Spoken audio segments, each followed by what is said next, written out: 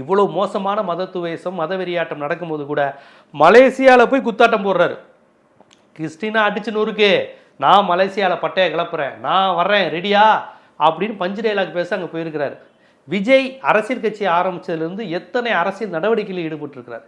திருப்பரங்குன்றம் தீப்பற்றி எரியுது, SIR matter தீப்பற்றி எரியுது, ஹரியானாவில் ஆட்சியை கவிழ்த்துட்டான்னு ராகுல் காந்தி கதறுகிறார், மறு தொகுதி சீரமைப்பு, எவ்வளோ பிரச்சனைகள். மோடி வந்ததுலேருந்தே மாநிலங்களை அழிக்கணும், தமிழ் மொழியை அழிக்கணும், தமிழ்நாட்டை அழிக்கணும், ஆந்திராவை அழிக்கணும், முஸ்லீம்கள் இல்லாத தேசம், கிறிஸ்தவர்கள் இல்லாத தேசம், மாநிலங்கள் இல்லாத தேசம், இதெல்லாம் வெளிப்படையாக சொல்கிறாங்க.